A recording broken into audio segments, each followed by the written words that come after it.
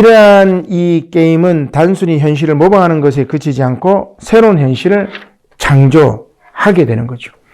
더군다나 게임 속 리얼리티가 극대화되는 순간 현실과 가상의 경계는 허물어져 버립니다. 영지주의가 구현이 되는 것이죠. 신체성이 삭제가 되는 것입니다. 탈육신, 그죠? 탈육신이 되는 거죠. 예수님은 이제 성육신이죠. 기독교 신학이 이 사이버 영지주의를 해체할 수 있는 힘이 뭐냐면 크리스마스, 성육신이라고 할 수가 있습니다. 아무튼 리니지 2 바츠 해방 전쟁은 리얼리티와 판타지가 가상 공간에서 얼마나 강렬한 형태로 결합될 수 있는지를 보여주는 아주 좋은 사례라고 할 수가 있습니다. 제가 이제 한 10년 전에 이제 요 바츠 해방 전쟁 행사를 보고 너무너무 충격을 받아가지고 요 글들을 좀 찾아봤던 이제 자료들인데, 바츠 해방 전쟁은 2004년 초창기 이제 MMORPG 게임 등장할 때 일입니다.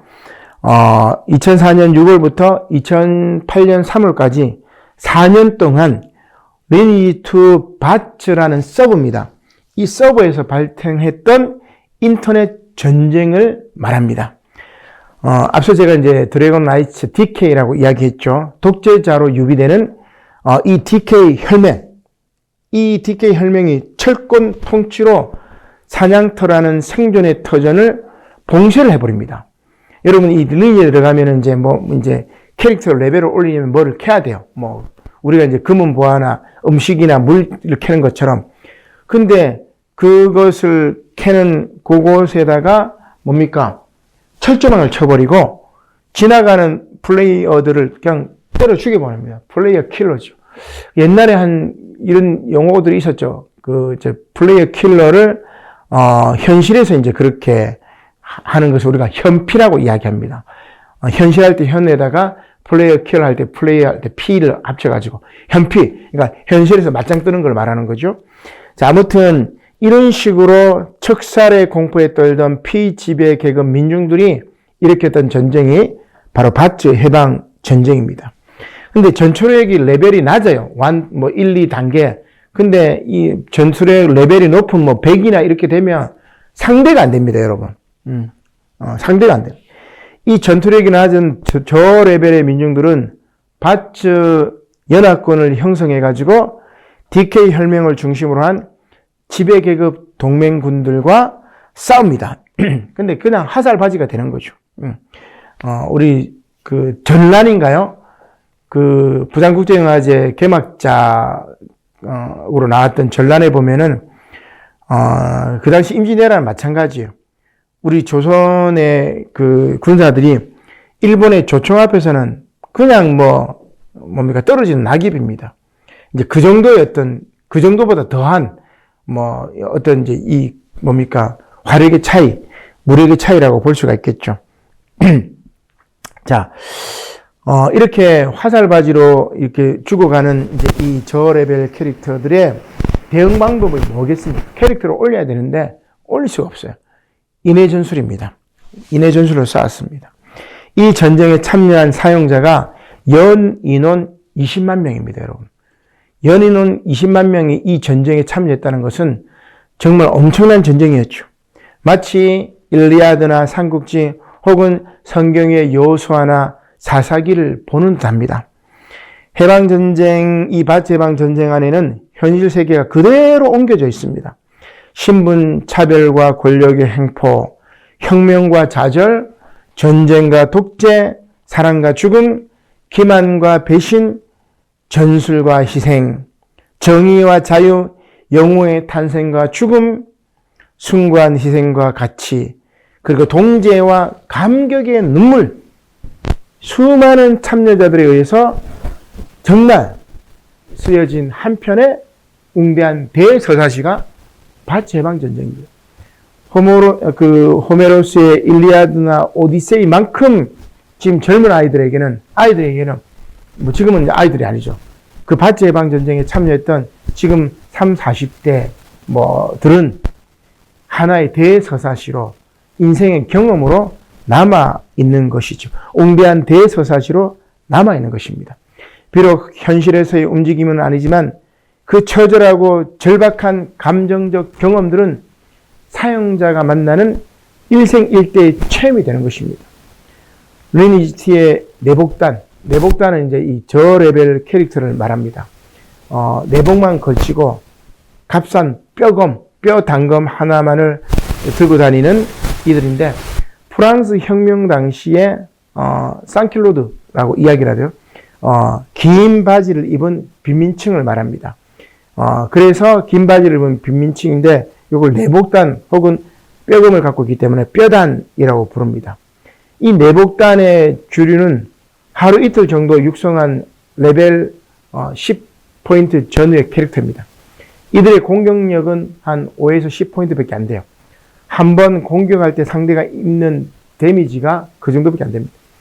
자, 그러나 DK 혈맹 같은 경우는 고레벨 캐릭터예요. 뭐 100포인트, 200포인트 한 번 치면 다 죽습니다.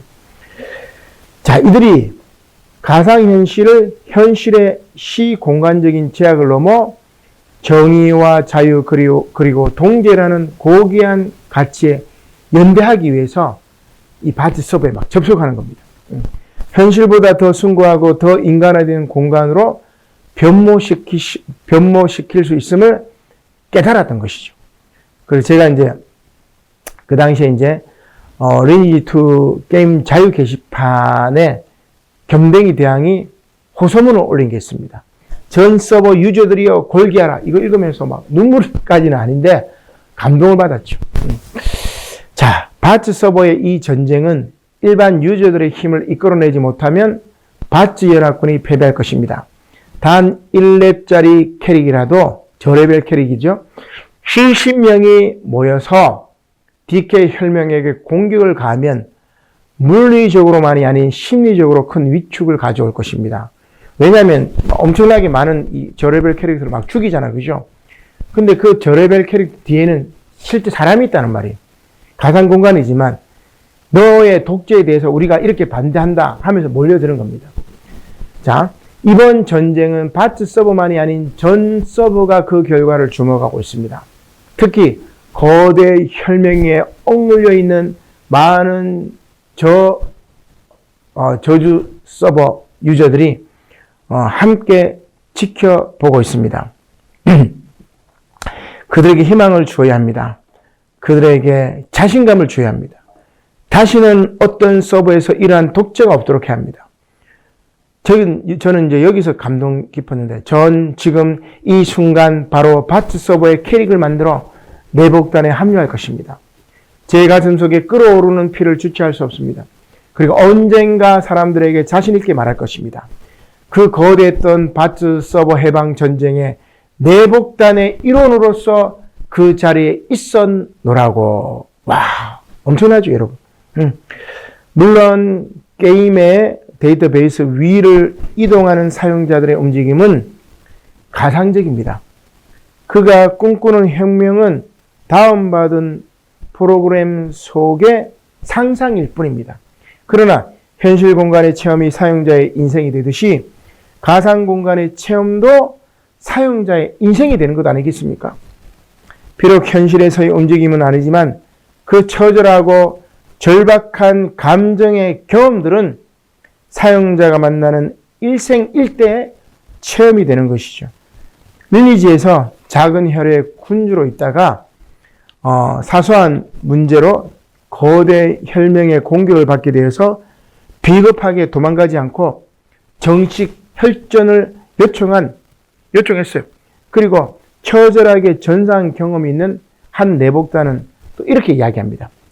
혹자는 그럽디다. 이건 게임일 뿐이라고. 현실과 착각하지 말라고. 그걸 모르는 사람은 아무도 없습니다.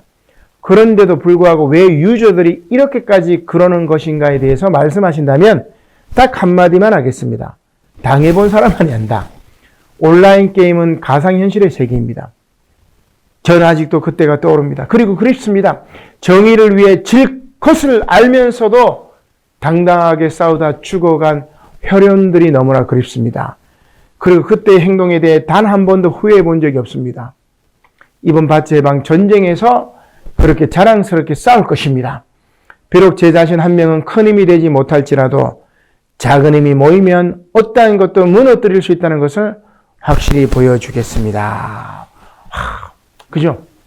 그러니까 아이들은 이 게임 속에서 정의와 혁명을 배우는 겁니다.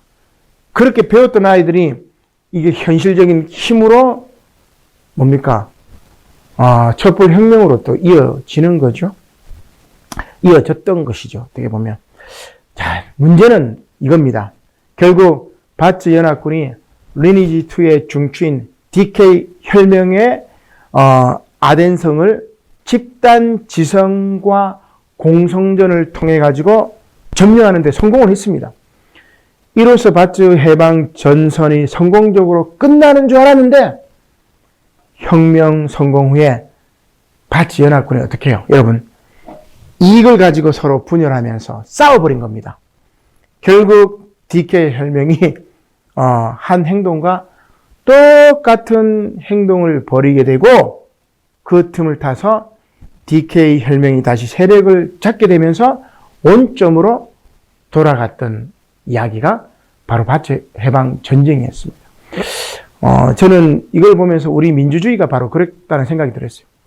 민주주의가 정말 혁명을 통해서 새로운 이 정부를 탄생시켰지만 우리의 욕심 때문에 다시 구체제가 들어오게 되는 것이었죠.